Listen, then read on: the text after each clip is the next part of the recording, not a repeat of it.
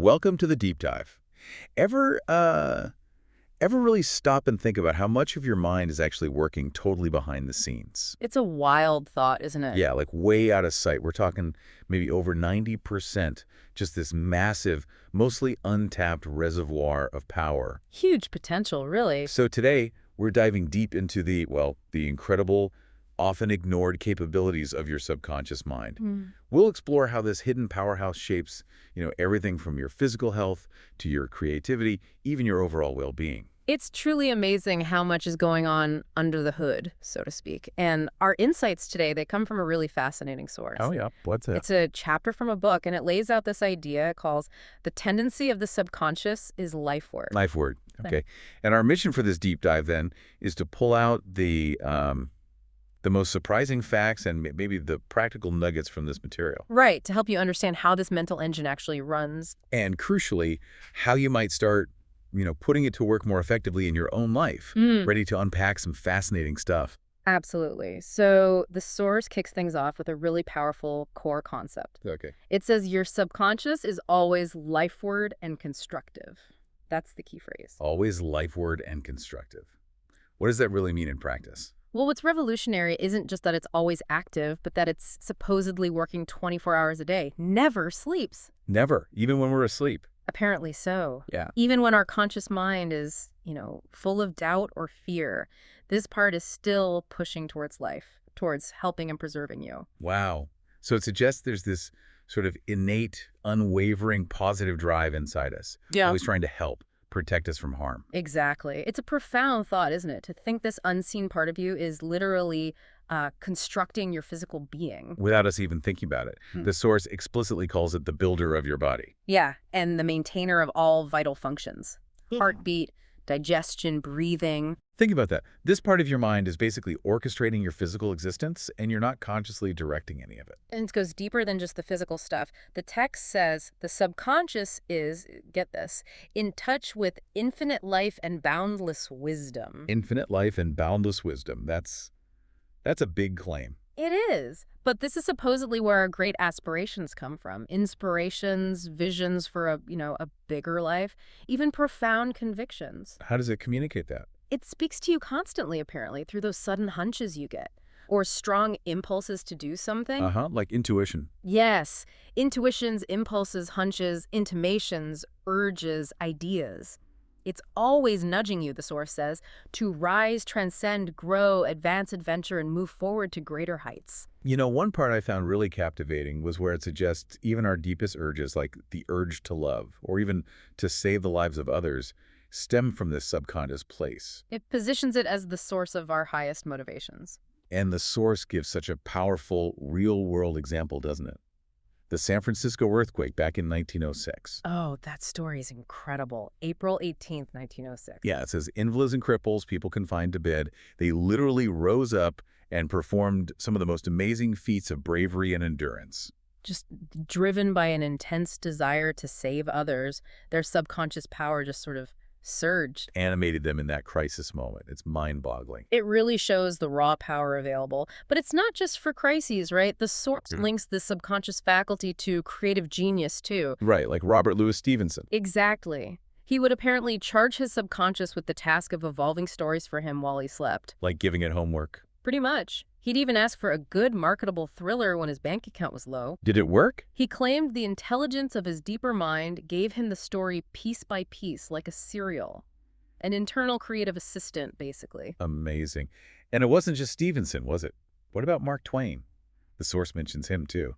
It does. Twain famously claimed he never worked in his life. Never works. Come on. Well, that's what he said.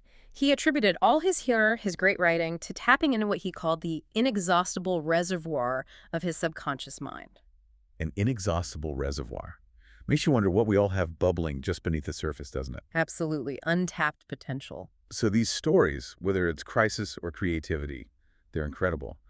But they really make you ask, how? How does it actually do this? Right. How do our thoughts, these seemingly intangible things, translate into concrete, even physical realities? Exactly. And the source actually tackles this head on. It gives us a kind of map of the mind-body connection. It does. It really tries to get into the nuts and bolts of how thoughts become physical. It points to two main, let's call them operating systems in the body. Okay, two systems. What are they? Well, one is for your conscious mind, what you actively do. The source calls this the cerebrospinal system. Cerebrospinal. Okay. Its nerves are in the brain, and it's the channel for conscious perception, your five senses, and voluntary movement. You decide to move your arm, this system does it. Got it. And the second system? That's the sympathetic system, or the involuntary nervous system.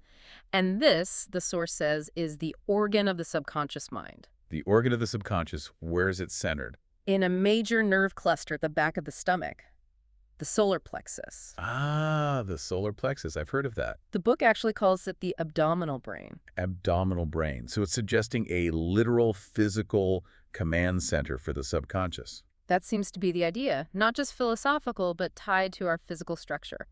And what's really insightful here is a reference to Thomas Trode. Okay, Trode. What did he observe? He noted that the vagus nerve acts as a kind of connecting link between these two systems, the voluntary conscious and the sympathetic subconscious. A connecting link. Yeah, essentially making us physically a single entity. Mind and body aren't really separate in function. So they're constantly interacting through these nerve systems. Exactly. And just generally speaking, the source assigns the frontal part of the brain to conscious objective activities. Okay. And the posterior or back portion to the subconscious subjective activities, with a bit in the middle sharing both functions. Fascinating. So let's put it all together then. How does a thought actually become a thing, a physical reality? Right. The process described goes something like this. Your conscious mind grasps an idea, maybe a goal, maybe a fear. Okay, got an idea. That idea creates a corresponding vibration, as the source puts it, in your voluntary nervous system. A vibration, like a signal. Kind of. And this leads to a similar current being generated in your involuntary system of nerves. Ah, so it crosses that bridge through the vagus nerve maybe. That's the implication. And by doing that, it essentially hands the idea over to your subconscious mind. Which the source calls? The creative medium. The creative medium. Okay. So every thought accepted as true by your conscious mind gets sent by your brain down to your solar plexus, that abdominal brain we mentioned. Accepted as true. Yeah. That seems Very. Because once it's accepted and sent there, the subconscious takes it and works to make it into your flesh, basically, to bring it forth into your world as a reality. Wow. So if the subconscious is inherently lifeward, inherently constructive, why do things go wrong? Why do we deviate from that natural path? That's the million-dollar question, isn't it? And the source suggests it's often, maybe surprisingly, our conscious mind that gets in the way. Our conscious mind. How? Well, the idea is there's this deep intelligence that will take care of your body perfectly if you let it alone. If we let it alone. But we don't. Often. No. Our conscious mind always interferes, the book says, with its five-sense evidence based on outer appearances. So we rely too much on what we see, hear, touch. Exactly. And that leads to the sway of false beliefs, fears, and mere opinion. We basically second-guess our own inner wisdom based on limited external data. We override the system. That's precisely the problem identified when fear, false beliefs, and negative patterns are made to register in your subconscious mind. Maybe through psychological conditioning, emotional habits. Okay. Then the subconscious, which is just the builder, remember, has no other course open except to act on the blueprint specifications offered it. So if we feed it flawed blueprints, It faithfully builds a flawed reality. It doesn't judge the blueprint, it just executes. and here's something from the source that really blew my mind.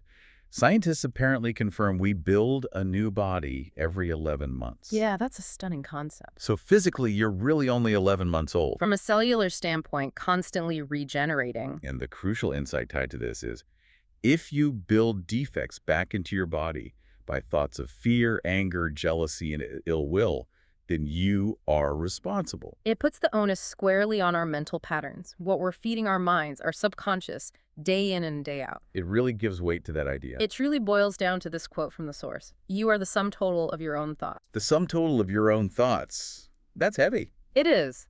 But the source also offers the solution. The way to overcome negative thought patterns isn't to, like, wrestle them into submission. No, then what? It's to substitute the good thought by consciously, deliberately affirming the good. So replace the negative blueprint with a positive one. Exactly. The source suggests if you affirm the good consistently, the bad will simply vanish. It's about shifting the dominant blueprint you provide. Okay, this connects directly to another major idea in the source, that health is actually our normal default state. Yes. It argues it's normal to be healthy, vital, strong. Think of a healthy baby, they're born that way, right? Generally, yes. So sickness is described as abnormal. It means, according to this view, that you are going against the stream of life and thinking negatively. Going against the stream. Interesting analogy. And it links this to a fundamental law. The law of life is the law of growth. And where there's growth and harmony, there is perfect health. Harmony seems key here. Definitely. If your thoughts are in harmony with this creative Lifeward principle of the subconscious, you are in tune with the innate principle of harmony. And this principle is just always there, waiting for us. That's the idea. Yeah. Always present, always Lifeward, waiting for us to align our conscious thoughts with it. So conversely, if you entertain thoughts that are not in accordance with this harmony principle, say fear, resentment, anxiety, then those thoughts, the source warns, cling to you, harass you, worry you, and finally bring about disease. Disease from thoughts. That's the claim. And if persisted in, possibly death, it's a pretty stark warning about the seriousness the source places on mental harmony. It really is. It's saying our thoughts can literally make us sick or even contribute to death if they're consistently negative or disharmonious. That's the direct implication, and therefore to truly heal, the source emphasizes you must increase the inflow and distribution of the vital forces of your subconscious mind. Increase the inflow. By actively eliminating thoughts of fear, worry, anxiety, jealousy, hatred, and every other destructive thought. So clearing up the negative clutter. Right, because those destructive thoughts are seen as things that tend to tear down and destroy your nerves and glands. It's about clearing the channel for that Lifeward force. Okay. Now, the book doesn't just state these principles. It shares some really compelling cases of subconscious healing, doesn't it? It does. Really powerful stories. First, there's the story of Frederick Elias Andrews. Andrews, right. What was his situation? He was suffering badly from Pott's disease. That's tuberculosis of the spine. Oh, wow.